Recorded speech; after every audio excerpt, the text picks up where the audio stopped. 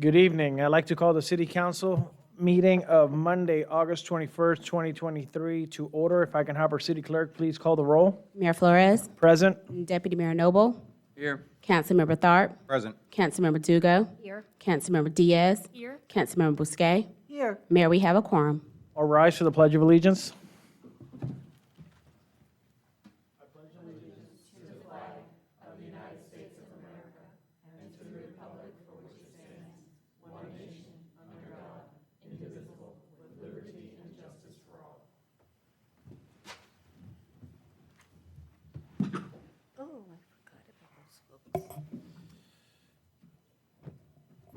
All right, moving on to agenda approval. Do I have a motion to approve? Motion to approve. Second. Mayor, I would like to request that we pull an item from consent. Item 4. All right, have a motion made by Councilmember Dugo, second by Councilmember Noble. There are any comments or questions? Councilmember Diaz. Sorry. Yes, sorry. Could we please pull item 4 for discussion? All right. All right, item 4 is, let's see, Resolution 2023-31, which is the Education Advisory Committee. Do I have an amended? Yes. Mayor, if I can, is it for discussion or for the regular agenda? Move to the regular agenda rather Sorry, than yes, for discussion? the Regular agenda? Okay, All right, thank you. so we're going to pull item, go ahead, make your motion. I'd like to amend my previous motion to include removal of item 4, Resolution 2023-31, from consent to regular agenda. I amend my second to that. All right, have a motion made by Councilmember Dugo, second by Councilmember Noble, moving Resolution 2023-31 from consent agenda to the regular agenda, and that item will become item 11. All right, all in favor? Aye. All right, that motion carries 5-0. All right, at this point, we're going to open up comments from the public for agenda items only. Anyone wishing to speak on any agenda items, please come forward, state your name and address for the record. All right, seeing, oh, Mr. Mayor. go ahead, sir. Please state your name and address for the record. All right, Michael Rodriguez. I own the Wendy's in the same area as a Chick-fil-A that would like to open. Obviously, I'm against it.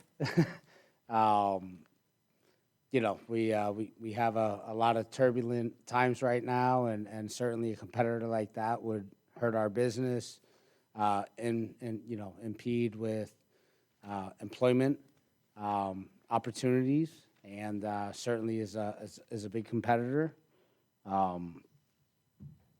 This is resolution number 2023-16.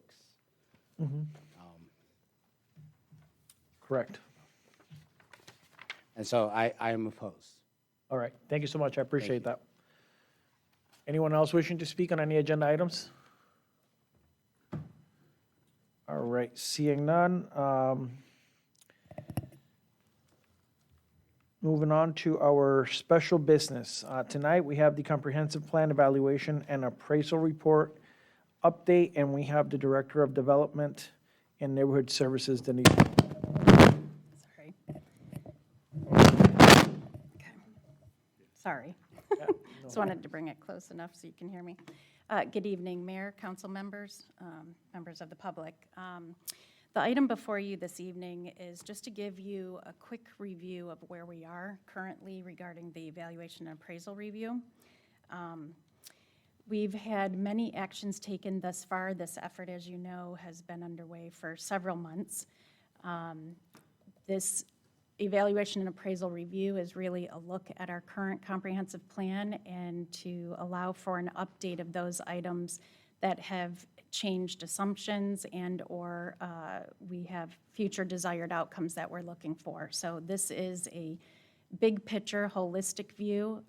It is really looking at it from the 10,000-foot view The comprehensive plan is implemented through various means. One of the main one is the land development regulations. We also have other master plans and strategic plans and whatnot, department operations that implement the comprehensive plan as well. So this is really an undertaking to look at the goals, objectives, and policies and to update them to match any changes with the state statutes as well as any desires of the council to provide for the future of the city and what you envision it to look like. So the items thus far have been plenty of community engagement. They've included community meetings, our planning board meetings, stakeholder meetings, as well as the online survey. And those results were reported to you at our last workshop back in February. Also has included input from various departments and outside agencies, as well as the input from City Council back in February at the workshop. We have been working with consultants to update all of the elements and to prepare the document for you that you will actually see next month, and that will include all of the strike-through underline language in terms of the actual wordage that's being changed throughout each of the elements. And that will be for all of the goals, objectives, and policies, as well as you will see map revisions and the data and analysis being separated out into a support document. So staff is finalizing all of those items now, and again, you will see those at the September 18th meeting. Just a refresher, the required comprehensive plan elements include transportation, infrastructure, same as utilities, capital improvements, our conservation element, housing, intergovernmental coordination, the property rights element, recreation, open space, and our future land use element. We have included new elements through this revision to include the annexation element, a new economic development element, and a new healthy communities element. We are also adding an introduction and administration element. So I just wanted to go over in general the main concepts and focus that you're going to be seeing come before you. Those include in the areas of future land use, we've updated the population projections and our land use analysis to provide for both the 5-year short-term planning horizon as well as the long-term 10-year horizon. It also, again, is to reflect future desired outcomes, and we are looking at the densities and heights. Excuse me. Regards to annexation, we're going to continue, there are policies to indicate us continuing to pursue annexation and looking to squaring off our boundaries.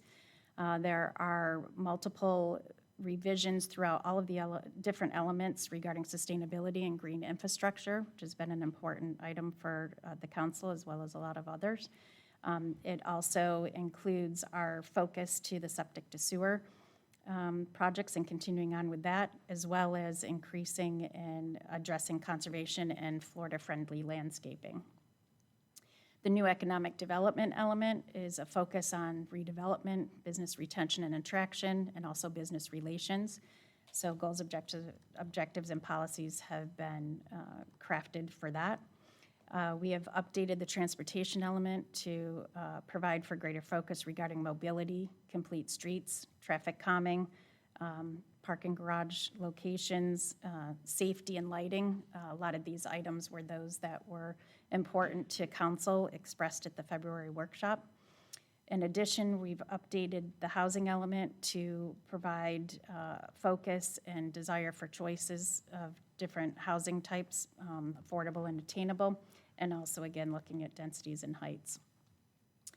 In regards to recreation and open space and parks, looking at developing a master plan and looking at the safety of our parks and areas that we have, including the events and the amenities within those and what is desired, as well as addressing policy addressing potential for roofing those structures to provide for more comfort of the users.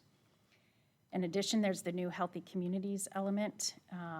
Focuses on safe and attractive city amenities and areas, providing for all ages, including a focus for senior needs, and also the activities that should occur, and a desire to have healthy activities within the community and to bring people to Green Acres and for those two that are currently here to stay. In addition, the infrastructure element, actually looking to retitle that to utilities element to better reflect the sub-elements within it. The capital improvements plan process is included in the capital improvements element, and also we'll be bringing forward the capital improvement schedule that's required to be adopted yearly. That includes funding priorities that you've already provided through the budget process, and then also looking at our impact fees. As I indicated, the transmittal is due to occur September 18th at your meeting. It will go before Planning Zoning Board of Appeals on the 14th. It will include the goals, objectives, and policies and the changes to those. It also will include the map series that's required, as well as we're separating out the data and analysis instead of having it as part of the comprehensive plan. It's being housed in a support document so that it can be readily updated on a regular basis and not require a comp plan amendment and having to go to the state through that process. And that will include the data and analysis. That concludes my presentation. I'm happy to answer any questions you may have. Are there any comments or questions from the council? I guess my question is, when are we going to get to the nuts and bolts of the comprehensive plan? So you're going to actually get a huge document that has all of the changes in the comprehensive plan. You'll have that for the September 18th meeting. At the one So that we have to approve? So it's the first, it's the transmittal hearing. Okay. So you look at that. If there's any input, staff will go back and do whatever changes are needed. Then we transmit that to the state. It gets reviewed by the state, comes back to you again for the second look, which would be the adoption hearing. Okay. So the only time that we really have for input is at that meeting, based on what you guys worked on? Yeah, so if there are any questions or any input that you want to provide prior to that, we certainly, can look at it. There have been some changes made since the goals, objectives, and policy language that you received back in February. But we will be providing it to you to take a look at and to have some discussion regarding. When will we receive it? Because September is right around the corner. Within your packet, which, unless, we'll try to get it to you as soon as possible, even prior to the typical packet distribution, if that's the desire. We're finalizing it all right now. Okay. So we can provide it to you however you choose, if you want it all in one, if there's certain elements that you would like to look at more than another. No, I just want to have enough time to prepare. I mean, this is a massive document, so. Any other, Councilmember Diaz? Thank you so much. Thank you so much. It was for the presentation. Did you mention that we're going to have a document that kind of highlights the changes? I want to, obviously it is a very extensive document for us to go through, and I understand the mayor's concern with time to be able to do that. But is there a way that you have, or are you planning on preparing some sort of a synopsis of where those changes specifically lie, like so that we can compare apples to apples? And it'll actually come to you in the strike-through underline version, so anything being deleted will be strucken through, so you'll actually see the changes, and anything being added will be underlined. Excellent, thank you. Any other comments or questions? All right, thank you so much, Denise.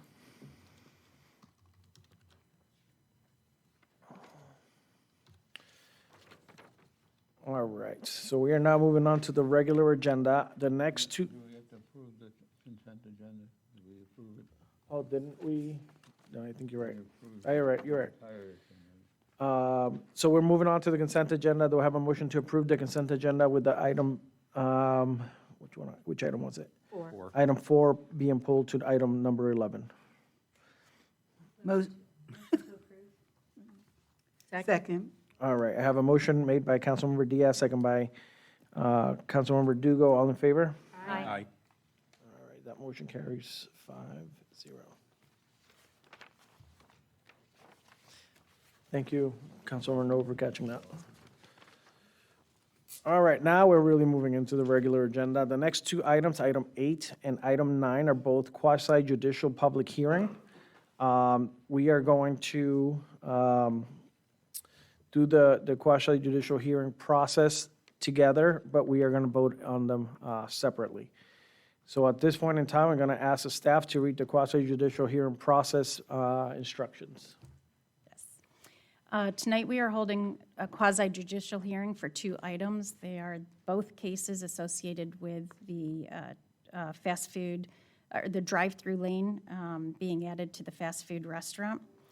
This means that the City Council is required by law to base its decision on the evidence contained in the record of this proceeding, which consists of the testimony at the hearing, the materials which are in official city file on this application, and any documents presented during the hearing. The City Council is also required by law to allow cross-examination of any witnesses who testify tonight.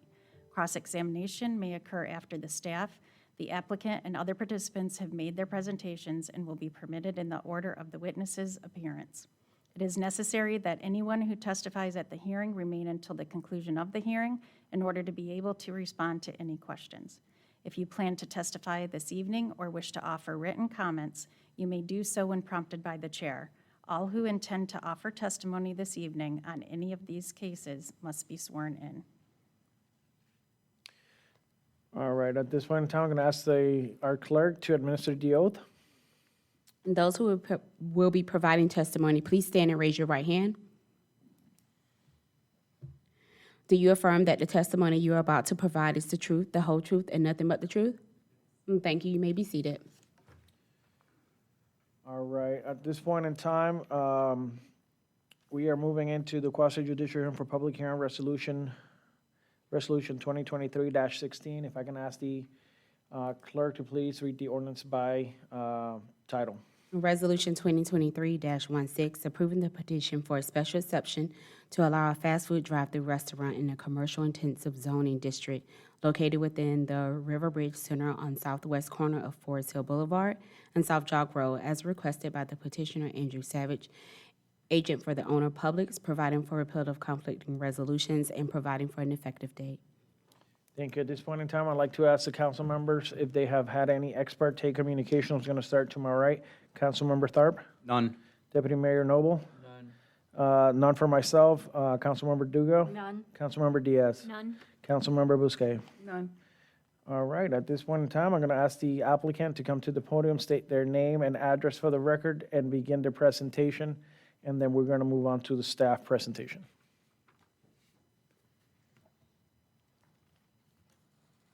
Can I ask you a question before he starts?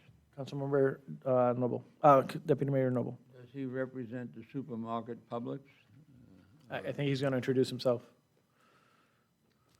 Yes, I will be representing the applicant.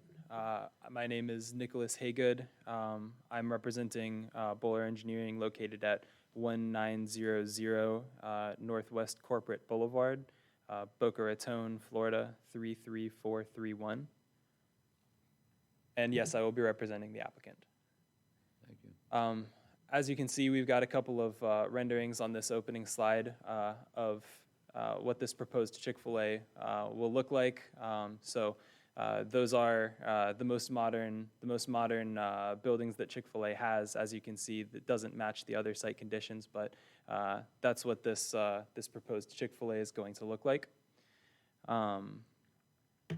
Here I've got a slide that shows the overall plaza and the adjacent nearby uses.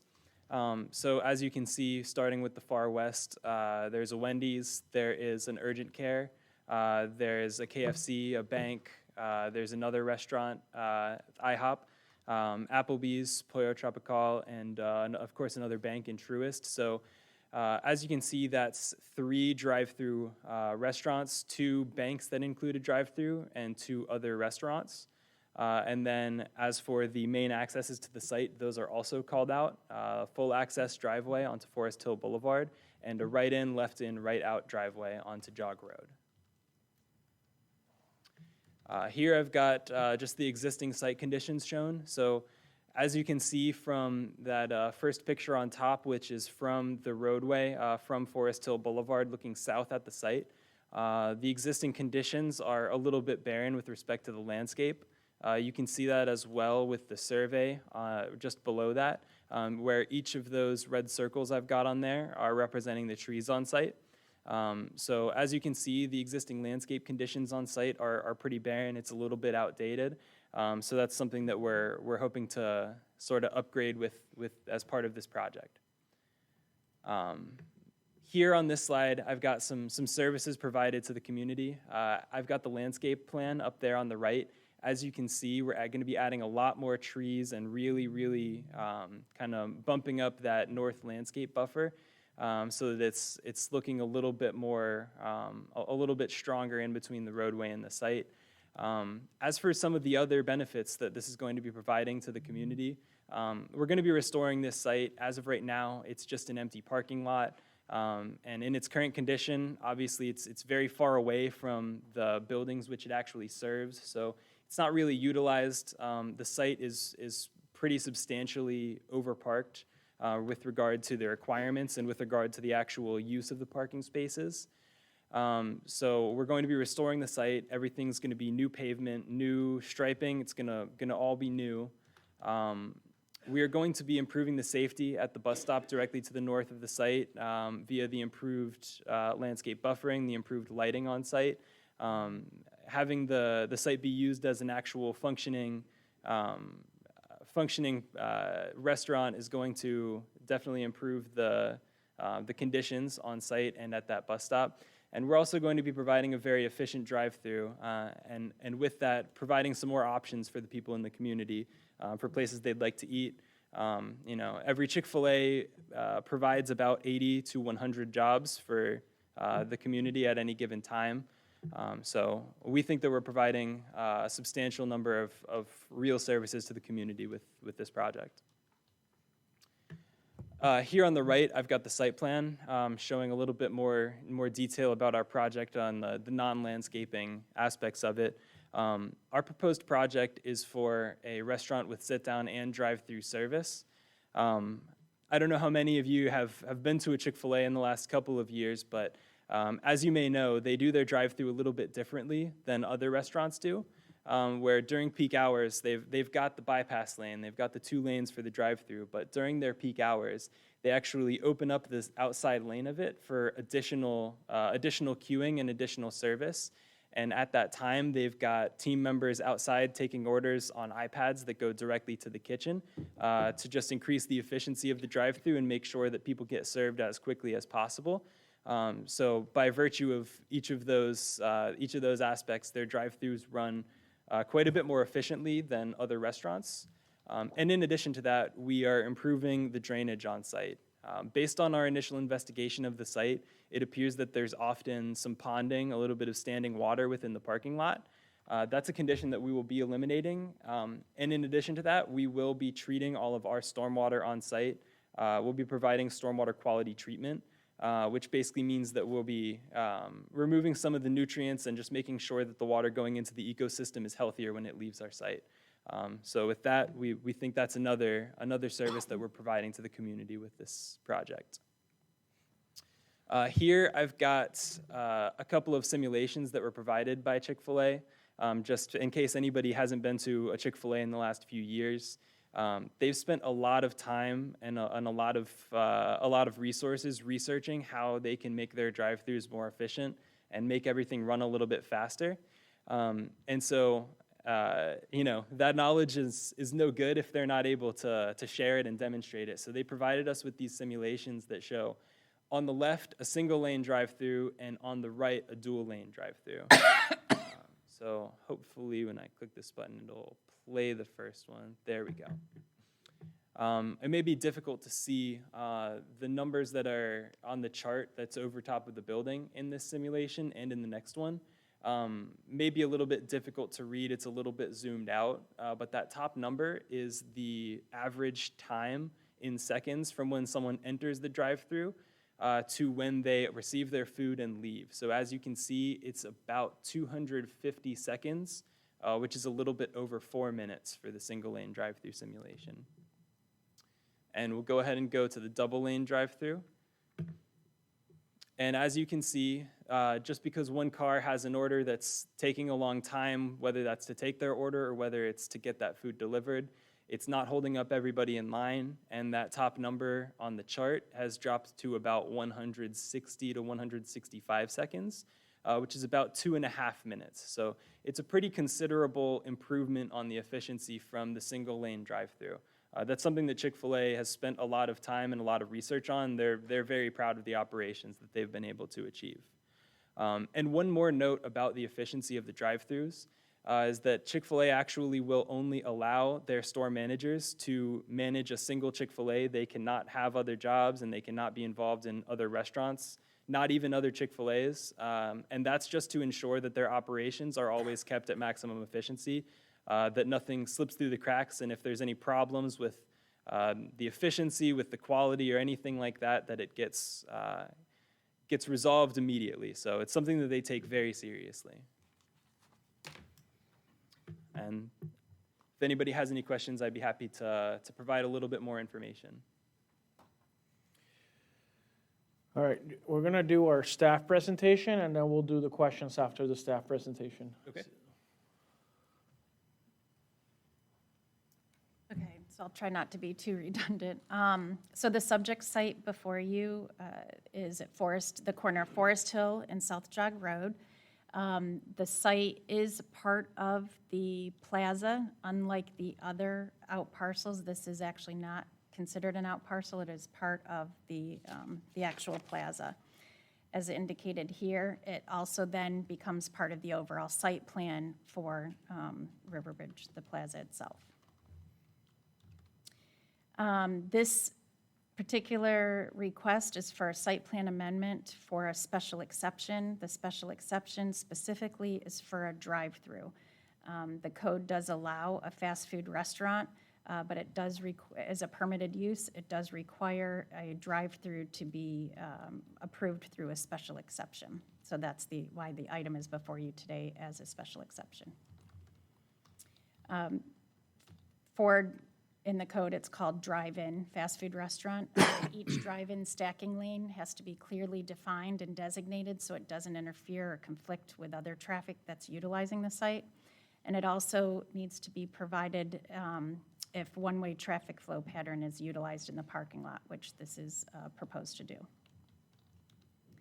So the yellow indicates the bypass lane, and the green is demarcating the drive-through lane. As indicated, the request is for the drive-through lane with the one-way circulating to be utilized at peak demand hours for the drive-through. So it's allowing the bypass lane to be utilized as such, as also provided for in a management plan that the applicant's providing. That will indicate the conditions for when that bypass lane is used, and that it would be addressing both the traffic circulation of it and not having queuing that backs up into the other entrances, as well as for emergency management purposes. Special exception criteria includes the 12 that are listed here. Staff has reviewed all 12 of these and has indicated that the request does comply with the objectives and policies of the comprehensive plan, as well as the 12 criteria for granting a special exception. The property, as indicated, is to be landscaped along the perimeter of the side and will also provide for that interior landscaping. That will be in accordance with the code requirements. Currently, the site for landscaping does not meet the code requirements, so this actually will be bringing it closer into compliance. The proposed use is compatible with the existing commercial uses of the commercial plaza itself, and is consistent with those types of uses in the surrounding area.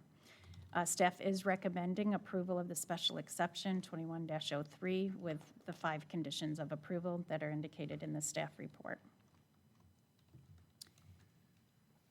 So that's the special exception part. I'm sorry, technically we have to do for both. Since you're also looking at the site plan.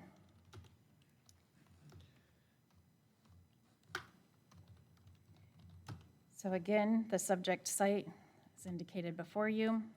The request is part of the total land area for the plaza is 27.48 acres. For this particular spot, currently, there will be the removal of 93 parking spaces and 2 landscape terminal islands. The proposed building floor area is, of the plaza itself, is 231,952 square feet, of which the 4,680 square feet would be dedicated to the fast food restaurant. There are a total of 1,345 parking spaces and 43 handicap spaces provided in the plaza. A total of 490 are for the out parcels, with 19 of those being handicap. Overall, the plaza will be reduced by 3 spaces, but the parcel is overparked itself by 185 spaces. So again, because this is part of the overall plaza, the numbers for the plaza are utilized for the parking calculations. There are 2 vehicular ingress and egress points, Forest Hill Boulevard as well as to Jog Road. They have included the dumpster and recycling area. It will conform to the code with masonry wall enclosures and opaque gates. The special exception for the drive-through, obviously, is the one that we just spoke about. That would be required, obviously, to be approved before the site plan be approved. The site plan amendment before you includes the building here outlined in yellow. It also has the one-way traffic coming in, as indicated here. And then, as you can see, there are the 2 lanes, one for the bypass and one for the regular drive-through lane. This is a rendering of the floor plan inside the building itself. Again, a rendering of where the bypass lane and drive-through lanes are.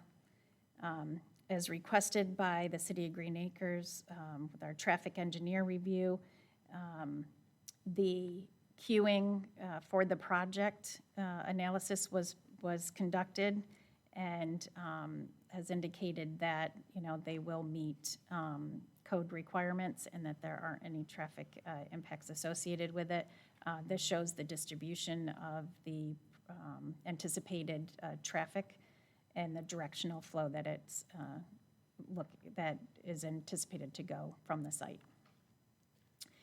This is an indication of what their exterior elevations are. All would be part of the approval if so chosen, except for the actual signage itself that will be looked at and provided for during the building permit process if the project goes to that point. This is a rendering of the landscape plan showing the green area dedicated to that. Utility plan with the connections all have been reviewed and meet code requirements as well as what is required for the Palm Beach County utilities. Staff is recommending approval of the site plan 85-12RR with the conditions of approval as indicated in the staff report. Thank Includes our you. presentation for both. All right, so do we want to do questions altogether or separately? Altogether? Sounds good to everybody? All right. Are there any comments or questions from the council? Councilmember Tharp.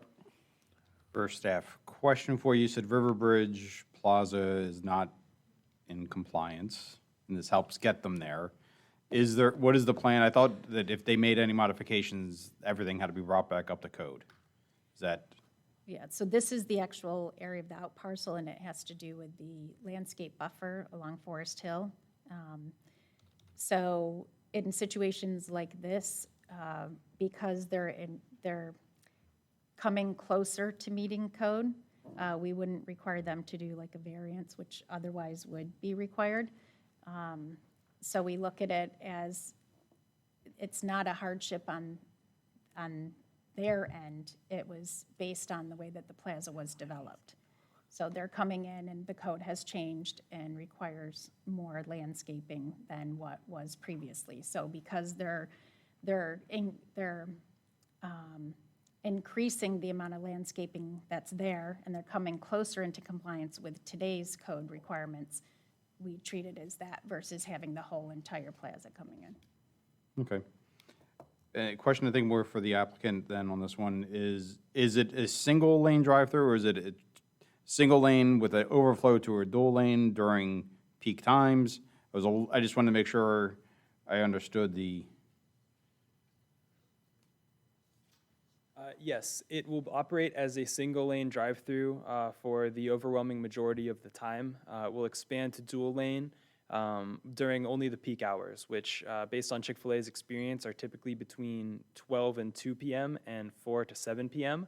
But as I spoke about during the presentation, each Chick-fil-A has one manager that runs the operation. So if they find that they have additional traffic that they're getting in the morning, they will adapt their peak hours to where they are having more team members outside and be able to increase the efficiency of the drive-through during the morning if that's when it's necessary, during the mid-afternoon if that's when it's necessary. So it will operate the majority of the time as a single-lane drive-through, and only during peak hours will operate with both lanes. all right, thank you.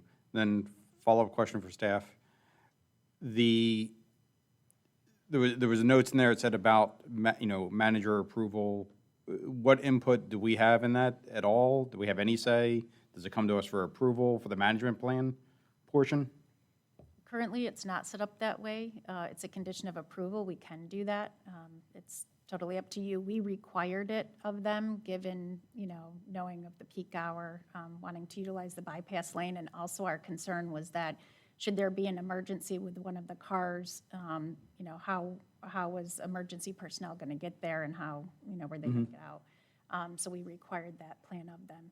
Currently, it isn't designed to come back before the council. It's administrative, but we certainly can do it either way, whatever you choose. All right, thank you. I have Councilmember Dugo and Councilmember Diaz. My question isn't so much with Chick-fil-A as with the Riverbridge Plaza, when you said that they were going to remove only 3 parking spaces. The way that the plaza is designed, there's nobody that knows that plaza as well as me because I live in Riverbridge.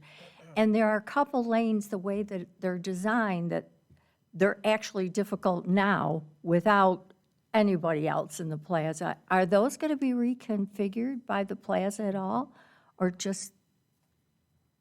They don't have them being reconfigured. They do have spots that are quote, dedicated to Chick-fil-A. I mean, certainly, there's not going to be somebody out there, disallowing somebody else to park in those, but the ones closest to the Chick-fil-A site are being utilized to meet their parking calculations. There is the crosswalk, Right. And all of that. We wanted them to address the safety of those of patrons going back and forth to those spots. But in terms of the parking, the number of parking spaces, the plaza is treated as a whole. So the plaza has to be parked for all of its uses. So the calculations that you're talking about are those that were, and looking at, how Chick-fil-A, what their requirements were and what the plaza currently was allowing, is overflow for them, for that Okay. site. Thank you. Can I ask a follow-up question to that? When you talk about the parking, that it counts for the plaza, is that because it's that out parcel technically belongs to the plaza, or is that the same for the other out parcels? Yeah, no, that's correct. This site, uniquely as it is not truly an out parcel. So Because it it belongs is to the- part of the plaza. So that's the only others reason are that- true out parcels and would have to meet their own parking within their own site. Thank you. Councilmember Diaz. Ms. Malone, can you pull up the image that has the yellow and green lines for a minute? I had a quick question on that. I just want to make sure I'm understanding. Okay, so if I'm understanding, the cars are going to enter to the easternmost side. Like, so this is if we look at the bottom of this image, that's the road that will then eventually curve towards Pollo Tropical, correct? Yes, so this is So they're- their entrance here, And if And you're, then they're going to come exit out on the west side. So I have several concerns. My first concern is that some of the peak hours line up with students getting out of school, our Okehele Middle students that walk home, many of them. So I have some safety concerns there.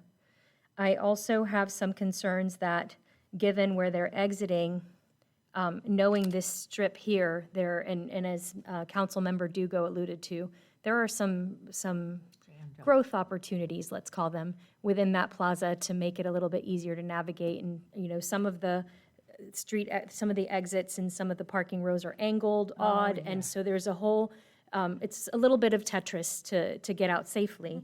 So I have concerns there. And my biggest concern is these cars that will now be coming out and heading west, instead of using the entrance and exit that is next to Chase Bank during peak hours, because we know Forest Hill and Jog is one of our busiest intersections in the city, that they are going to continue west to exit at the River Bridge light, and therefore possibly impeding the quality of life of our River Bridge residents that may have issues then exiting. So I guess my biggest question is, what does, and it might be to our representative from Chick-fil-A, what does peak hour look like with car count? Yes, I can speak to that. That was something that the city was particularly concerned with, and so they actually had us provide some additional traffic report information, with which we studied a little bit deeper on the queuing at nearby Chick-fil-A's, the 3 closest Chick-fil-A's, and also at the intersection of River Bridge and Forest Hill Boulevard. So what was found from the research on the nearby Chick-fil-A's is that the 95th percentile queuing during peak hours from the order point back, so the cars that are in line and have not yet placed their order, was around 13. It was, I believe, 12.9, maybe 13. Our site plan allows for the queuing of 16 vehicles from the start of the concrete area of the drive-through prior to the actual order point when both lanes are utilized. So this is not something that we anticipate to be an issue. As for the traffic within the River Bridge and that intersection with Forest Hill, we took a look at that as well. And based on our traffic engineers' simulations, it's not anticipated to be a concern as it's the most distant entrance exit from the plaza from our site that there is. So based on our traffic engineers' simulations, it's not anticipated to be a concern with the traffic at that intersection.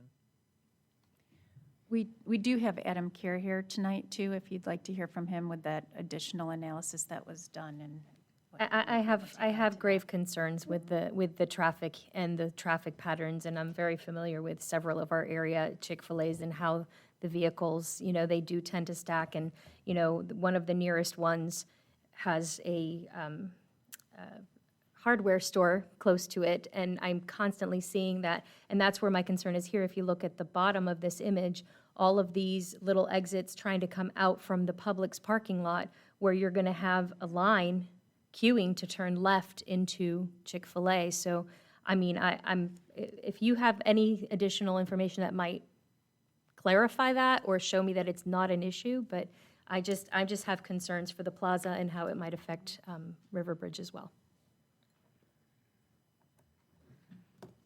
Adam Kerr with Kimley Horn and Associates on behalf of the city. As was mentioned, we did do a lot of analysis at the River Bridge entrance. I know that issue had come up years ago with some developments in this area as well to ensure that sort of median opening on River Bridge into the shopping center would not be blocked. We analyzed that, or had their traffic engineer analyze that and simulated that, and we were happy with that we don't believe that there will be a significant amount of traffic at that intersection. As far as the site plan itself goes, they did do observations at other Chick-fil-A's in the area that showed that and I've done them as well for other Chick-fil-A's in the area, that showed that the the queuing during the peak hour would be less than is being provided here in the yellow and green. And the advantage of this site, that we determined was that obviously there's additional queuing between that blue and, the green and the yellow line all the way back to the internal road that could accommodate even more vehicles if needed before there's any sort of blockage of the internal road system. May I? I have Councilmember, Deputy Mayor Noble, and then Councilmember Dugo. Looking at this to the future, my comments are basically for the future, but taken from the present, if you go to the Chick-fil-A on Lantana Road, I have been there at times where the line has gone right on to the main street of Lantana. And and that's what my comments are based upon, seeing those images. I think if this is passed, I think sometime in the future, since Publix owns the plaza, they could widen the street in that area or in front or near that runs parallel to the front of runs in front of the restaurant. So that may be something for the future if this is eventually passed. Thank you. Councilmember Dugo. Well, first of all, I'd like to say I have no doubt Chick-fil-A can handle a line and move people, like you said, maybe a minute and a half. But I'm going on record to tell you that that red light at River Bridge Boulevard and Jog is a 3-minute light. So if I count just an additional, what our residents or regular Publix people exit, plus your people at a minute and a half is going to give me at least 6 more cars jammed up at a 3-minute light. I'm just going on record saying that. I sit at that light a lot. All right, I do have a couple of notes here. First of all, where is the waste bin? The waste, I can't, in this site plan, I can't really. The dumpster, yeah. So he's gonna turn right and go straight ahead? Where's the dumpster? Yeah, that's what I'm trying to figure out where the dumpster is. Yeah, good question. So when they come in right here. That's the dumpster area? Yes, I can speak to that. So, Come in and around. yes, so right where, right in front of where that entrance to the site is, a little bit south of those 2 parking spaces is where the dumpsters are located. Can you highlight it on the, Yes, it's. right there? 2 rectangles with the 2 dots. Yes, it's right there. Oh, okay. That's where the dumpsters are located. One thing that was discussed with the city is that, and this is how it works for all Chick-fil-A's, is that their trash will be collected during non-operating hours for the site. So that's something that the location and the angle of it, it's not a concern to potentially block the entrance to the site because it will be picked up during non-working hours. And that's the first thing you're gonna see when you go into Chick-fil-A, the dumpsters? Or is there gonna be something in front of it to cover it? What's the idea here? Yes, so as was discussed in the staff presentation, dumpsters within the city require opaque walls around it, as well as an opaque gate directly on the front where you'd have to open it up to get to the dumpsters. So in a sense, yes, they are right at the sort of entrance to the site, but you're not seeing them when you go onto the site. It's not a situation where you pull in and you're looking at the dumpsters while you're in line or anything of that nature. Okay. And then the other thing that you had mentioned was that the bypass lane is managed by the manager, right, during peak hours? That's correct. So what happens if we have a bad manager?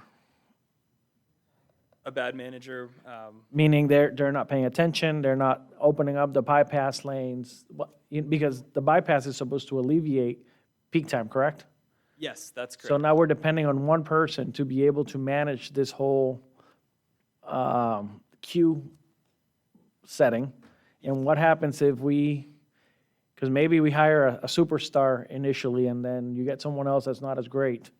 What happens with queuing, because you're now depending on one individual or a supervisor or somebody else, because I'm assuming that manager is not going to be at 24/7, that they're able to handle that bypass lane.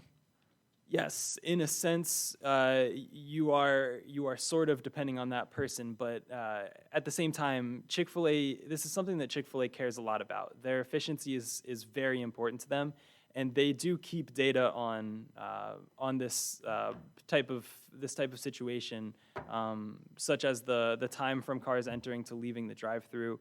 The amount of customers that they see, things of that nature. They do keep that data. So anytime that there are Chick-fil-A's that are struggling with that, they may get additional help. The managers may be replaced.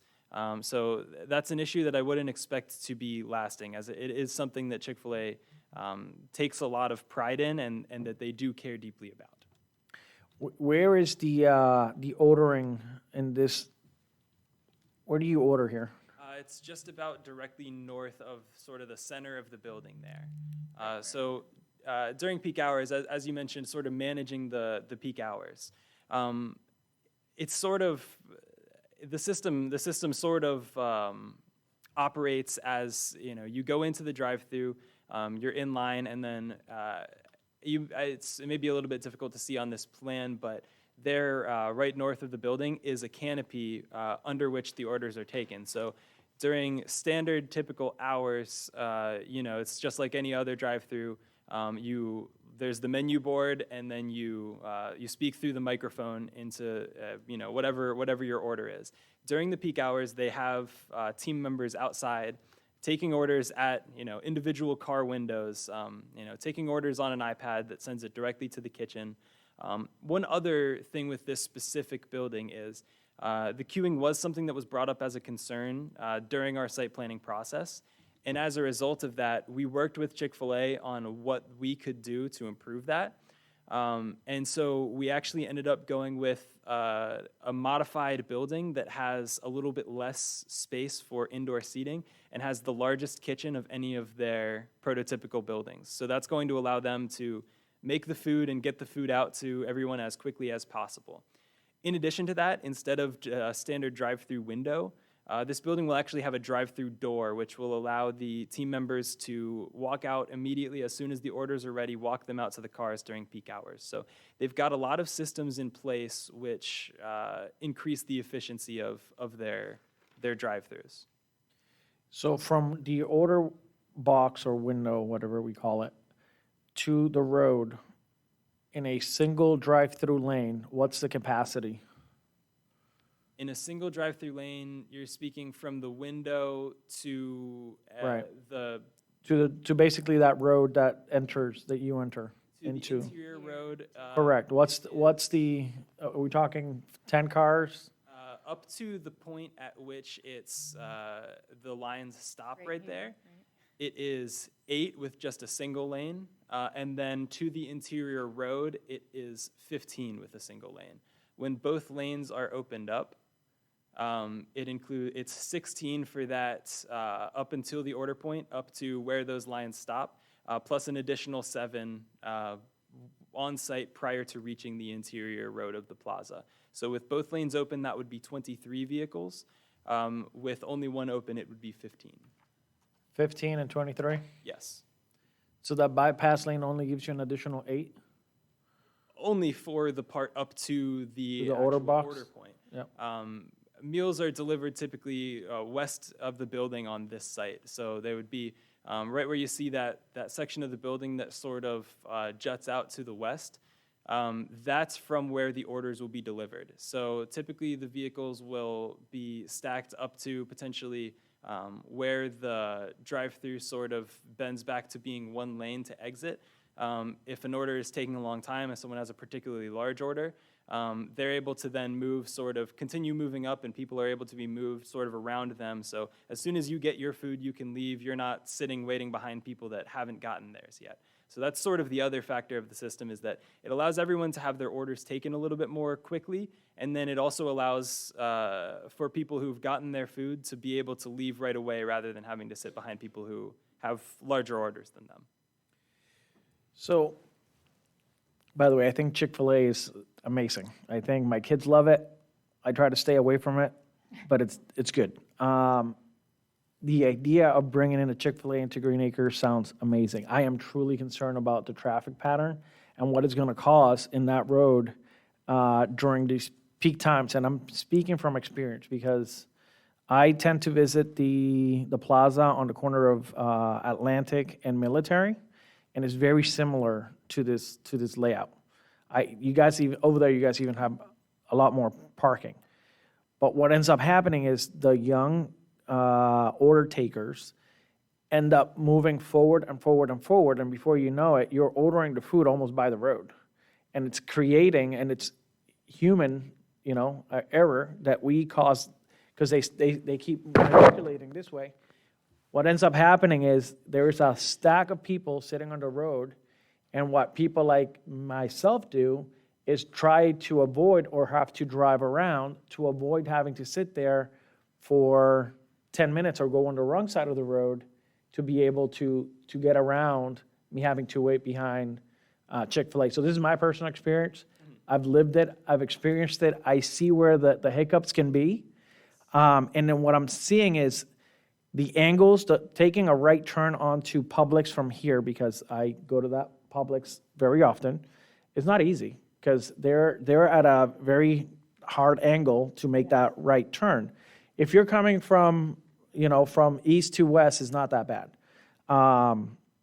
But what I see happening is there's going to be a line of cars sitting on that main road, and people, in order to bypass that, they're going to cut into the parking lot, and instead of going diagonally like they're supposed to, they're going to cut through the parking and work their way around, and that's going to create a bigger issue for Publix, truly. And then people like myself that want to go into Publix after work to grab something quickly, I just foresee this being a main pain point for a lot of folks. And it would be nice if we could, by the way, that corner, can we zoom out to see the whole plaza? Yep. That corner is never used for parking. Never. If you guys reconfigure a way to, I don't know, I think there is a way to get creative and reconfigure that whole area so that we can queue vehicles in a safe way. I think Councilmember Diaz made a great point. 4 o'clock, Okehili Middle gets out, and I've seen waves of kids walking through there because a lot of these kids are going to walk to that northeast corner to Casa del Monte because that's where they live. But kids are kids, and they don't use sidewalks sometimes. So I am concerned about the queuing of this, and I think we get paid the big bucks to foresee future issues, and I think this could be a future issue. And I don't know if we can go back to the drawing board and perhaps consider that corner where you're at to what's that, Pollo? From Pollo to the bank, that triangle there, it's not used. I mean, there's never any cars out there. So if we could rethink this, I would be on board with you guys. But right now, I have a hard time. I think the queuing is going to be a nightmare there. Yes. All right, that's my comments. Sorry, I went on for a while. Councilmember Tharp. No, I hear you, and I agree, but isn't that Publix Plaza to deal with? That's not the applicant. They're only doing that little square. I see it. I agree. I think it's going to be an issue, but doesn't the burden then lie on Publix to reconfigure this parking lot?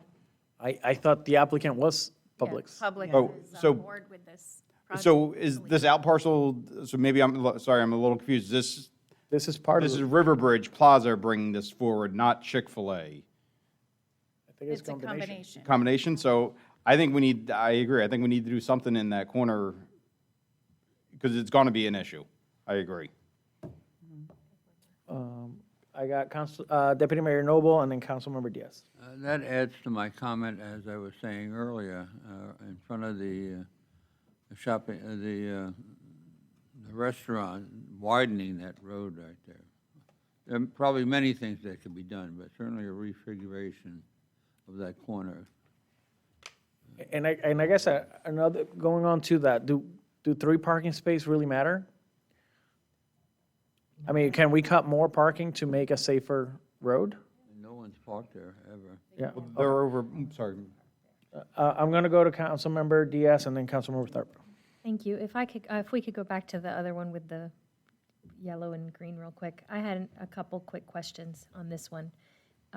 If I'm looking correctly at this, there's actually another exit in the center there. So there's 3. There's one point of entrance and that belongs to the parking spaces. Now, is this facility going to be doing curbside where the cars come in quickly, park, and then the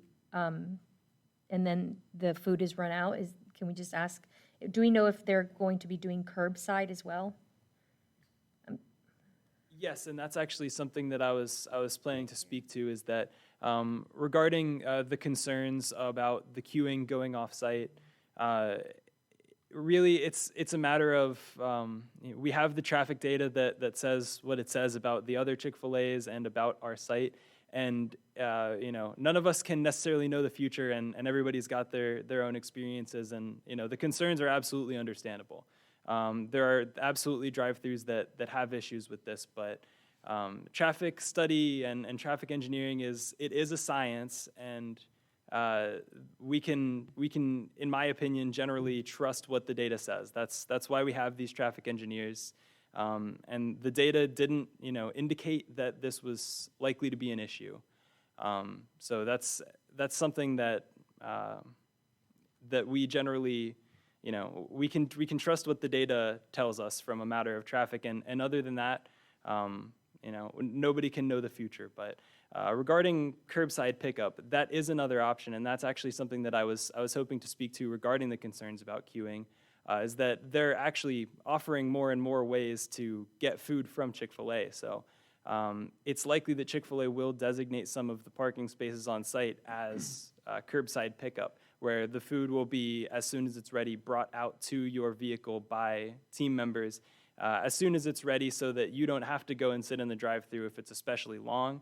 And that's something that's going to reduce the queuing as well. Right, but my question, the reason I'm asking if it's curbside is, do you have any data on what the turnaround time is for a vehicle that goes curbside? Because in essence, we might be actually adding more vehicles if they're coming in, parking curbside to avoid the drive-through, but they're still coming in and they're coming out in 4 minutes, 3 minutes, whatever that looks like. I don't personally have the data on hand regarding the time of curbside pickup. Okay, and then just my other question is, looking at the dumpster area, is that going into, so is it 1 lane coming in, or is it 2 lanes coming in? Because it looks like that dumpster facility might be on top of that arrow there. It's 2 lanes coming in. So what you see Okay. with the dumpster there, the section that overlaps, is actually just the concrete pad. Because of the weight of the dumpsters, they sit on a concrete pad rather than on normal asphalt. And so that's just the pad on which the dumpster pads sit. So where you see the actual rectangular boxes with the 2 sort of bollard circles at the back, those are the actual dumpsters, and the part that's got kind of the shading and the hatch inside it Right. is just the concrete pad that they sit on. But a second car can fit to the left of that car, is Yes, what you're that's saying? correct. Okay. It's 2 lanes, one for the drive-through and one for other vehicles entering the site to park. Okay, thank you. And I would like to speak also regarding the intersection of River Bridge and Forest Hill Boulevard. Our traffic engineer did, as I spoke about, take special attention to that intersection.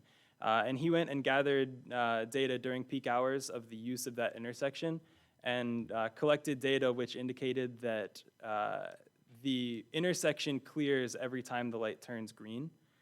So once again, I can't necessarily speak to everyone's experiences, but the data that we have on hand indicates that that intersection will clear after each time that it turns green. So, the length of the light, whether, it's a 3-minute light, that's not something I can speak to, but we do have data that indicates that every time that light turns green, the cars that are queued do get out of it.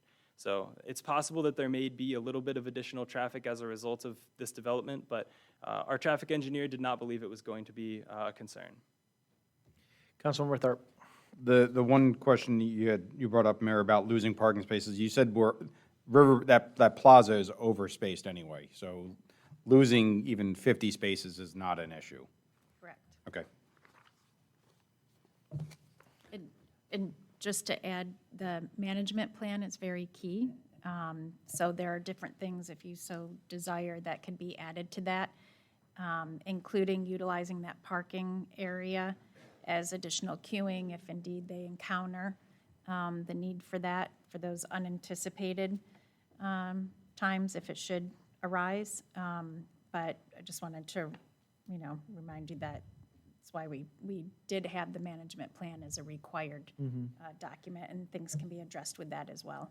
So the only way for you to get to the front of Publix is to use these slots right here, because one is going to exit and one's going to enter.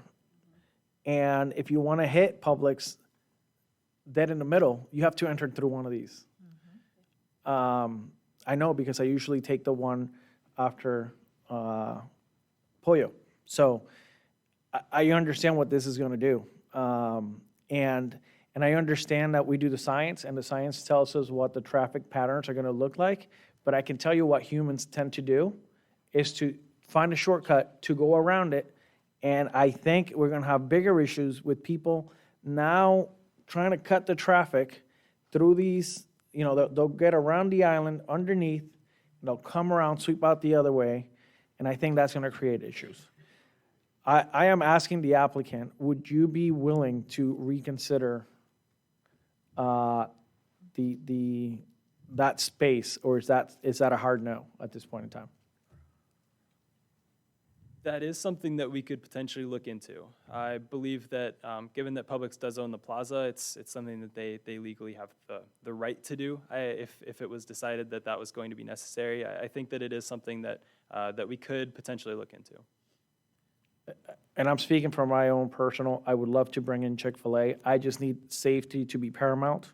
I would like us to reconfigure a way to get in and out of this a little safer, where people that are going to Publix are not going to be affected by having to sit in this queue, and there will be a flow of traffic that will divert some of the people wanting to sit through Chick-fil-A. That would be my personal standpoint here. Ask you guys to maybe do an extension. Is that something that we can do? Yes, Mr. Mayor. There's a couple options that you have. We could ask if the applicant, and obviously the city's considering to continue the quasi-judicial hearing to a date and time certain. We do that so that we don't have to re-advertise. And at the same time, we can work with the applicant to see if that's an ability to maybe reconfigure some of the off-site areas to alleviate some of the traffic and safety concerns. Another option I would throw out there is, as Denise mentioned, is you can have conditions on the special exception, and one condition could be that since this is reliant on traffic studies, that if a future traffic study were to show safety concerns or something that deviates from their current traffic study, that then the requirement is on the applicant to reconfigure the area. Those are a couple options that you have. Certainly continuance is one, but some type of condition is also another way that sometimes you can address safety concerns, because they do have the traffic studies at this point. And we're reliant on, obviously the council and the mayor's experience in this very lot, which is in some instances maybe more realistic. But if we wanted to move forward, you could put language in that would condition those traffic studies on changed conditions and requiring a reconfiguration of the lot.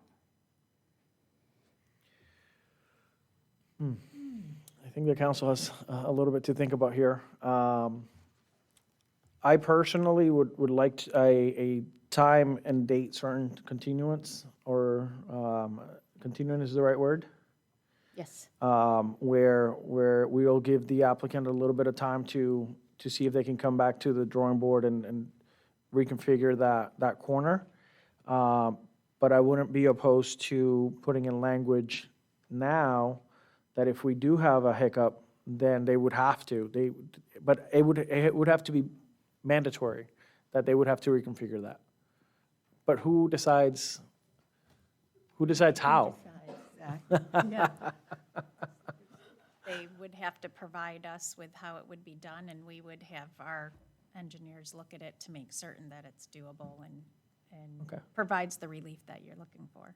I think the applicant has some comments. Yes, if I may ask, due to some leasing obligations, it would be greatly preferable to Publix if we could go with the second option, by which, if there were any issues that arose from the development, that they would be obligated to take action to resolve those issues, whether they stem from the queuing or anything of that nature. That would be greatly preferable to Publix if that's something that would be considered. Councilmember Dugo.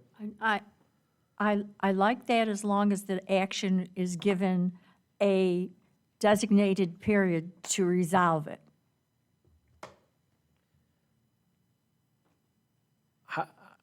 I guess my question is the details, the technicality. How are we going to come to an agreement that it is an issue? How is it that we're going to say this is an issue? Because we may say it's an issue, and they may say, no, it's not an issue. And then we are at a disagreement. I don't know. I like to know exactly what I'm signing up for before I sign up for it. That's my idea. I got Councilmember Diaz who wants to say it. I guess I have more of a question. Let's say it is an issue, let's say it's not an issue now, but down the line, everything's built, the issues arise. How do we enforce that? How do we enforce it? How do we what happens then? Right. Mr. Mayor, if I may. Yes. So typically, and that's why I suggested putting a condition in their special exception, the conditions can be enforced, obviously, through code enforcement. So it would be a code enforcement action against the entire Publix. But what I would base it on is right now they have traffic studies that the city and the applicant are relying on to show that they don't believe there's going to be an issue. I think what would need to happen is if we're seeing an issue is have a traffic study redone and safety study done to look at some of these peak hours, and then that be the trigger for a reconfiguration of the parking and the parking lot traffic pattern to ensure safety and those traffic concerns are alleviated. So my personal concern is that I've had conversations with other council members from other cities who have said, traffic study's gonna come back perfect, but you're gonna have issues. And you can't see that in a traffic study until you get into the issue. So that is my concern. So if the applicant is willing, we can draft the condition that if this council votes and says it's a concern and we need it to be reconfigured, that's the trigger for the reconfiguration of the parking lot. Would you be open to that? In order to say for certain, I think that we would likely need to speak with Publix to confirm that that's something they would be open to. I would expect that they may be amenable to that, but we would have to speak to them to be certain. So it sounds like we're not going to get anywhere today, unless this council makes a motion, so. Mayor. No, I know, but at some point, Councilmember Busquet. I'd actually like to see both, because if they reconfigure it and they say it's fine, there should still be a clause in there that if it's a problem, they have to reconfigure it. Riri? All right, I don't see any other comments. And I was ready to vote for this. I don't see any other comments or questions, so at this point in time, I am going to open public hearing for Resolution 2023-16. Anyone wishing to speak in favor of the ordinance, please come forward, state your name and address for the record. All right, seeing none, anyone wishing to speak in opposition of the ordinance, please come forward, state your name and address for the record.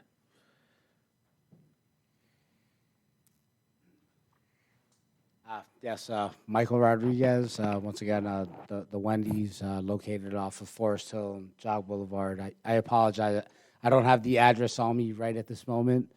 Once again, we're opposed to this. I can tell you, just listening to everybody's comments today, you're absolutely right. That corner alone already presents a lot of issues, especially as school is starting back up right now. I mean, we already experience quite a bit of traffic from the students that are going to school, that are coming out. It's not always good traffic, as maybe some of the residents around here know, where, you know, they tend to have some issues over there.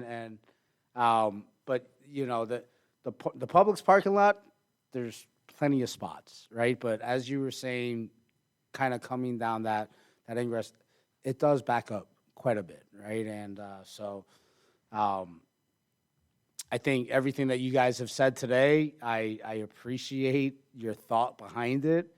And I'm all for, you know, fair business everywhere.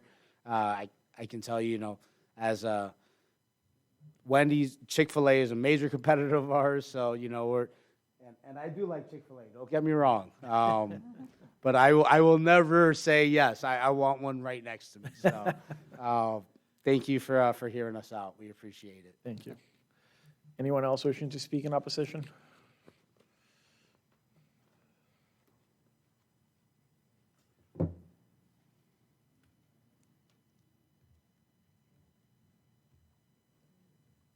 Chuck Shaw of Riverbridge. I was not going to say anything, but after listening to this discussion, I think there are some points that I'd like to make. Wendy's are Wendy's. Chick-fil-A is a good business, and Mr. Mayor, I think what you said is definitely something that's good. There are some issues there. I, like some of you, go through that shopping center many times a day. That corner is an issue. Once that building's built, you own the problem, and it may cause a bigger problem. It concerned me that one of the petitioner's issues was future leasing issues in that shopping center. That sent up a flag to me too on just what impact that future leasing may have, and maybe other kinds of remodeling in that shopping center. If you look at the traffic issues in that shopping center, it's not limited to that corner. It's limited to the far east side and other parts of the parking lot. My recommendation would be that you continue this, give a date certain, give time to do this, and come down pretty hard on whatever recommendation you want for the reconfiguration of that shopping center parking area, because I do think it's a bigger problem than just dealing with Chick-fil-A. Thank you. Thank you. Anyone else wishing to speak? All right, that closes public hearing. All right. Question? Question from Councilmember Tharp. For the applicant, if we were to continue this, how many days would you want or need? I think that within 2 weeks, we could get an idea of whether or not reconfiguring would be something Publix may be open to. So I'd like to make a motion that we continue this resolution to the September 5th, 2023 meeting. Second. All right, I have a motion made by Councilmember Tharp, second by Councilmember Bousquet. I'm going to defer to our City manager and city attorney. I know we have a budget hearing. I'm assuming that could be put in that agenda, correct? It can be added to the agenda. I will defer to our city attorney. I believe we have to do the budget first. I don't know if we just make the date and time certain, September 5, 6:30. It can just be part of that agenda. It doesn't matter technically the exact time, but it's just 6:30 on 9/5. Correct, and we just need to state publicly that it's also back here at City Hall, because we are required to say the date, time, and location. Date, time, and location. So You want to I repeat your will- motion? Motion to continue this meeting to September 5th, 2023 at 6:30 PM. Am I missing anything? At Green Acres City Hall. And this is for, For Resolution 2023-16. do we have to do two different votes for the two different ones? Thank you. All right, so we have a motion made by Councilmember Tharp, second by Councilmember Bousquet. All in favor? Aye. All right, that motion carries 5-0. All right, we are now moving on to Resolution 2023-17. We already had the presentation. This is a quasi-judicial hearing. I am going to open public hearing for Resolution 2023-17. Anyone wishing to speak in favor of the resolution, please come forward, state your name and address for the record. Anyone wishing to speak in opposition of the resolution, please come forward, state your name and address for the record. All right, seeing none, public hearing is now closed. I'll make a motion to continue Resolution 2023-17 to September 5th, 2023 at 6:30 PM at Green Acres City Hall. All right, do I have a second? Second. All right, I have a motion made by Councilmember Tharp, but second by Councilmember Bousquet. All in favor? Aye. All right, that motion carries 5-0. Thank you so much to the applicants. We'll see you guys September 5th.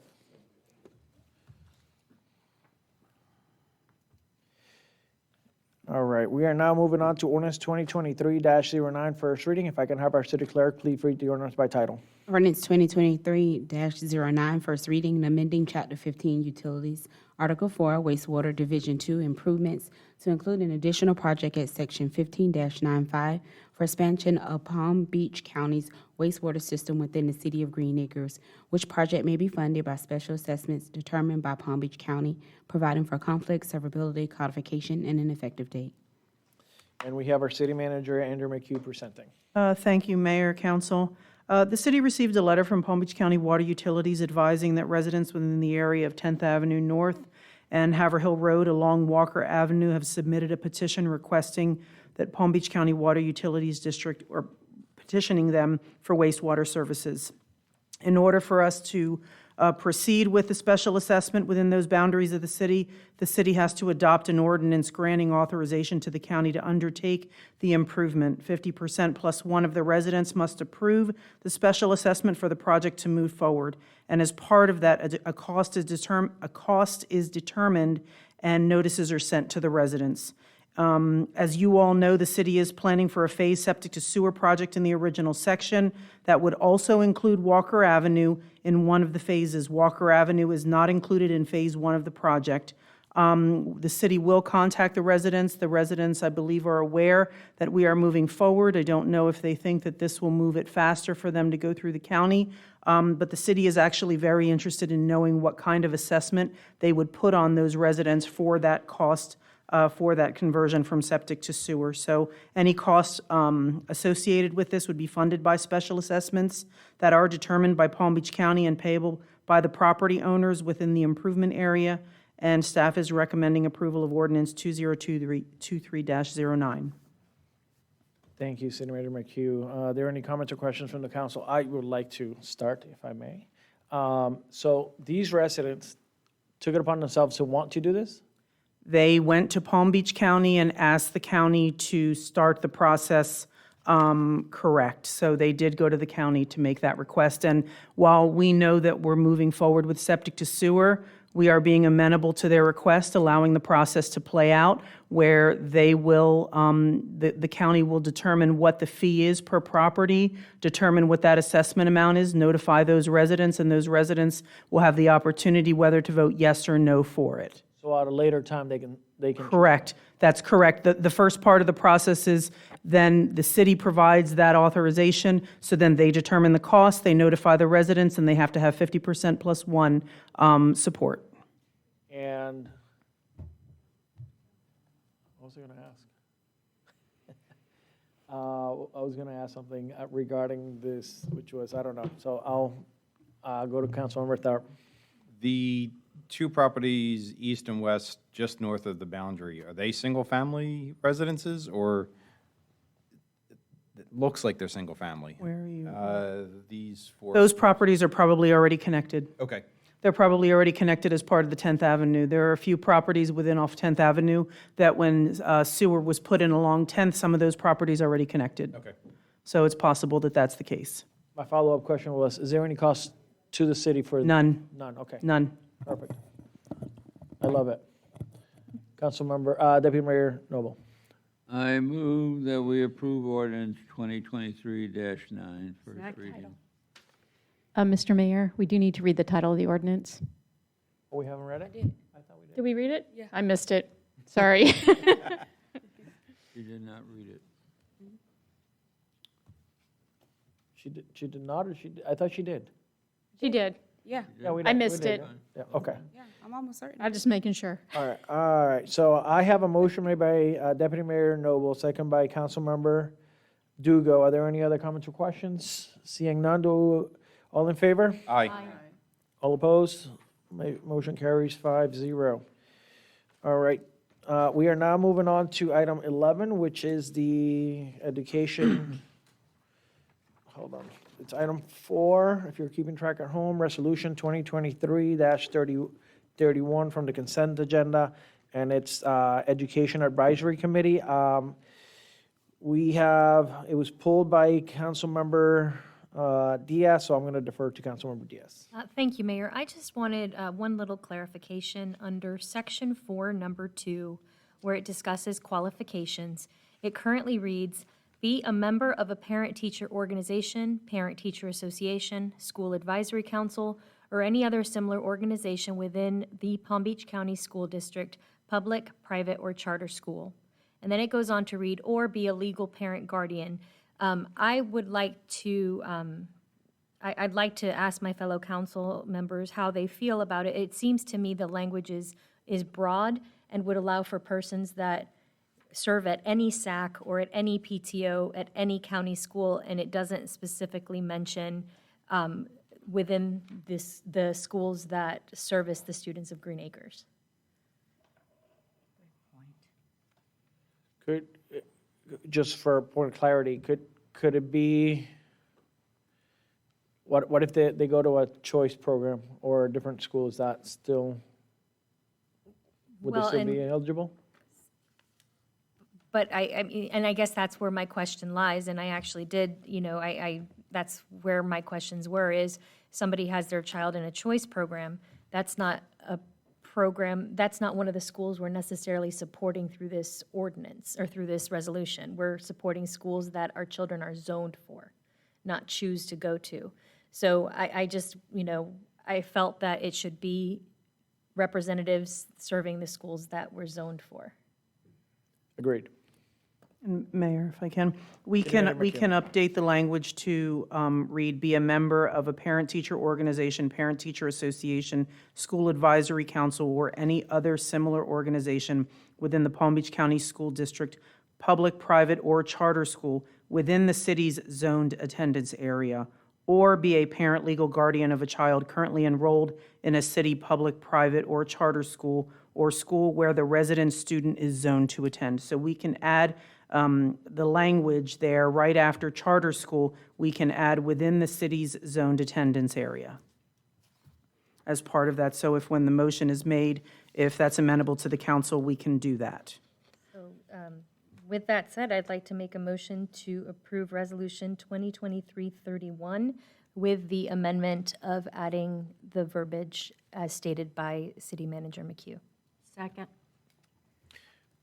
All right, I have a motion made by Councilmember Diaz, second by Councilmember Dugo. Are there any other comments or questions? Mayor, if I can just add another comment as well. City Manager McHugh. Based on the discussion that was at the August 7th, 2023 meeting, where we reviewed the purpose, composition, qualifications, and duties of the proposed committee, we did incorporate the council's feedback. One of the things that we talked about were the number of representatives. The students are zoned to attend 14 schools, 9 of which are located within the city's boundaries. Additionally, there are 3 private charter schools located within the city as well. Based on the number of schools, the resolution was updated to reflect 9 committee members. 17 schools, 9 members. It's up to 2 members or up to 2 schools per member, understanding that potentially maybe the chair, with the chair's initiative that's part of this resolution, the chair may have 1 school, potentially the high school, John I. Leonard, although we do have others as well, but that's kind of how we were looking at it. So we looked at it, we thought that 9 was probably the right number at this point. Yeah, I like that. And staff is recommending approval of Resolution 2023-31. Thank you. All right, I do have a motion made by Councilmember Diaz, second by Councilmember Dugo. All in favor? Aye. All right, that motion carries 5-0. There are no discussions item tonight, so we are now moving on to comments from the public on non-agenda items. Anyone wishing to speak, please come forward, state your name and address for the record. And you're gonna have 3 minutes, and there is no timer on there, so I am gonna start the clock now. Good evening, everyone. Mayor, councils, I'm here. My name is Rosana Paredes. I'm representing Uruguayos Hoy Community Services. I'm here to request that this council and the mayor have approval of a statue buster for a hero from Uruguay, which is Artigas. He was a military leader of a national hero, and he played a crucial role on the struggle of independence of the region. He was often referred to the father of the Uruguayan people. And we are here to ask if it's gonna be possible for us to have a buster for him, and a statue buster, and in the park of Samuel Ferrari here in the city of Green Acres. We do have signatures that it was from all the people that are, I'm sorry, I forgot the word, apoyar, the people that are supporting this project, and we would like to present this to all of you, and I would like to know if you have any question or if we can drop this into.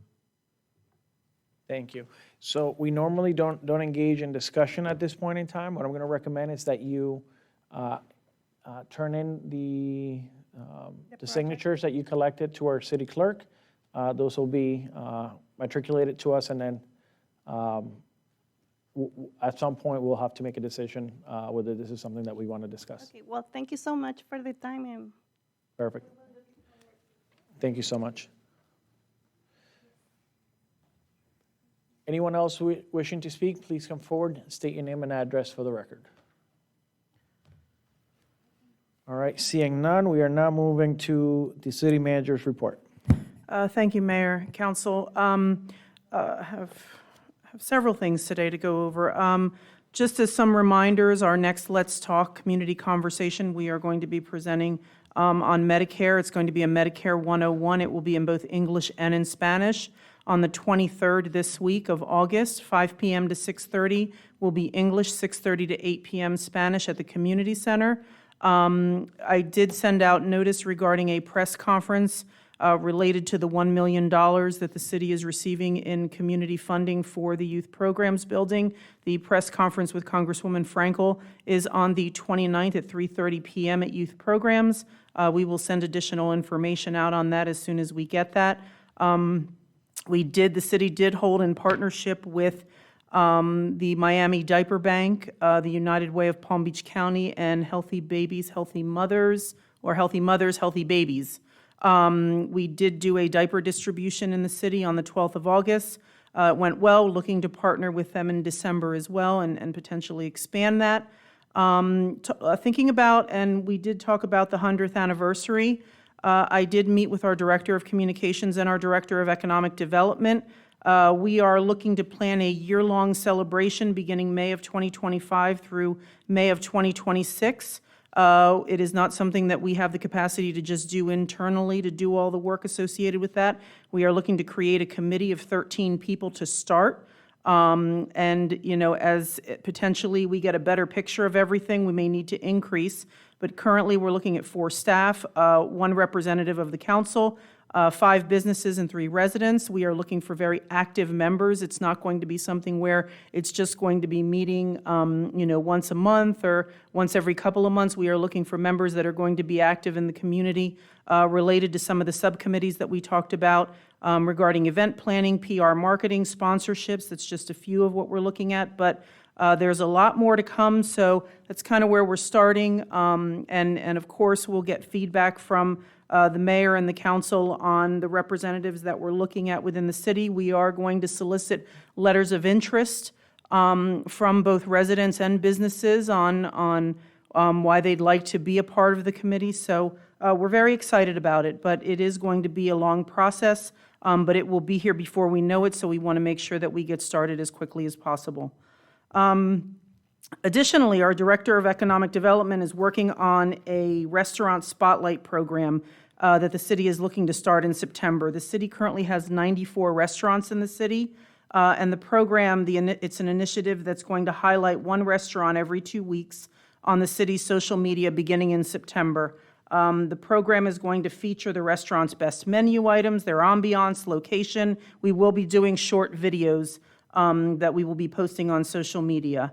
We are going to be reaching out to all of the restaurants in the city, asking them if they have a great menu, warm and inviting atmosphere, you know, passionate staff. The city wants to hear from them, so we'll be contacting all of them. In addition to that, we're hoping that we're going to be able to bring awareness to the culinary scene in the city. Additionally, you know, we have some great partnerships with restaurants in the city, but establishing some new partnerships, strengthening those that we have, helping hopefully attract new customers and growing their business. So we're pretty excited about that, and I think that just with all of our social media, our constant contact, our website, we have over 19,000 followers in the city.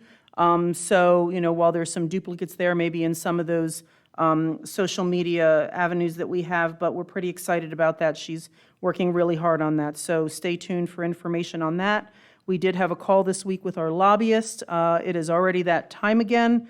It seems as though we were just there, but we're going to start prepping for the next legislative session. And additionally, I have started meetings with the managers from both Palm Springs and Lake Clark Shores to talk about regional issues, things that we can work on together. I think as far as just our, you know, being immediate neighbors, at some point, you know, we may look at Lantana and just others within that central region to be able to see how we can, you know, be more efficient regionally and you know, maximize on our economies of scale, things like that. So we're pretty excited about that as well. That is all I have. Thank you. Are there any comments or questions for City Manager? No? All right, moving on to our City Attorney's report. Christy Godot. Thank you, Mr. Mayor. Just to follow up on an item that came up, I think a couple months ago about insurance rates for homeowners. I don't know if you saw the news that came out today. Citizens had proposed a 12% request for an increase for most primary residential policies, the most common ones. The insurance commissioner entered an order telling citizens to go back and review it again and to reconsider the full 12% increase. There was a law passed last year that citizens couldn't ask for more than 12%, but they came in at exactly 12%. So fortunately, the Commissioner of Insurance has told them to go back to the drawing board and relook at it. So we're waiting for citizens to come back with a new report. This would be a proposed price change effective in December of this year. So just still keeping an eye on what's going on in the world of insurance. Thank you so much, Chrissy. Are there any comments or questions for our city attorney? Nope. All right, moving on to the mayor's and city council report. I'm going to start with Deputy Mayor Noble. I have nothing, sir. Councilmember Tharp? Yeah, just regarding the diaper drive that the city held, huge thank you to staff, not just for setting everything up and coordinating everything, but out there sweating with all of us, distributing the diapers was a great event. Huge congratulations to Astro Skate on their grand opening. And then I was lucky enough to attend the Green Acres Bowl Florida Sports Hall of Fame fundraiser. First year in the city, decent turnout, and hope that they are able to secure that for next year. That's all. Thank you. Councilmember Dugo. I'm good, thank you. Councilmember Diaz? Yes, I have a few things. Thank you, Mayor. First of all, kudos and congratulations to the Green Acres Adult Daycare celebrating their 10th anniversary. They had a nice little gathering there. Congratulations as well to Astro Skate for being open. It's a lovely facility. I'd like to commend my fellow council member, Mr. Tharp, for not breaking a hip. At least he was brave and got out there. Congratulations to our city manager, McHugh, on her Hometown Hero recognition from the Florida League of Cities. So for those following at home, if you're not aware what Hometown Heroes is, it's the municipalities working very hard to ensure that local voices can make local choices. And Ms. McHugh was honored, so we're very proud of her for that. Regarding League of Cities, it was a great conference. I'm actually going to let you speak about that, sir, since you were there. And last but certainly not least, I might get a little emotional here. I'd like to thank our Green Acres Fire for including me, and our city manager McHugh joined me as well. We did what is known as the Recruit Ruck, and this is done as part of the training program when they bring on new recruits. We gathered at 4:30 in the morning at Fire Station 96, and it's a 4-mile trek from Fire Station 96 or 95, I'm sorry, over to our other fire station off of Jog Road. And as hot and as sweaty as you think you get, watching these brave men and women be there and supporting each other, it's many lessons that we know in our daily lives. They are wearing gear that is about 50 pounds heavy. And one of the recruits was tasked with carrying what is known as a high-rise hose, which weighs, I believe they said, about 75 pounds. And the beauty of it is that everybody did this with grace, and they did this with resolve. And everybody was there to help one another. When that hose was heavy, the gentleman didn't even have to ask for help. Another recruit was right there by his side to lift that load. So thank you very much. It was a beautiful experience, and it was a wonderful lesson in understanding camaraderie and teamwork and how together we can accomplish great things. And thank you and your entire team for keeping us safe. Thank you.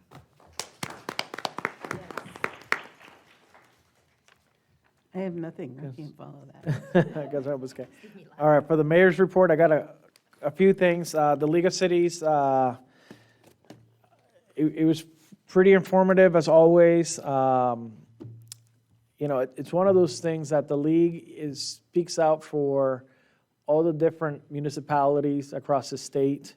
Unfortunately, the state doesn't always listen to us, to the individual municipalities. Which is why our city manager was recognized, because she's one of those individuals that speaks out. And we need that, but the league usually is the one that helps us come together. Usually there is a local or a county level league where we, every month we get together. But there's also a state where they provide a lot of trainings and they share a lot of best practices, so we were able to do that, and I've been able to do that every single year except one for COVID. That was just one year that was it virtual? I think so. It was, yeah, that was. I think so. But no, I think the league is a great place for all of us to continue to gather more knowledge, and I hope that the council will make the trek next year, the entire council. That would be nice. Gigi, you said 94 restaurants? I'd be happy to be a guinea pig. I can try all 94, okay? And then for the 100th committee that we're going to form, it would be really nice to have a former elected official in that committee. I mean, they've been there, they've done it. Why not have a former elected official? I see one from here.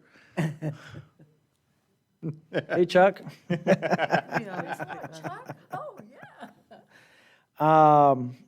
And the last thing I wanted to end with, and is for consideration from the council, would like to bring it up for discussion. It was what was just spoken about the Uruguay bust.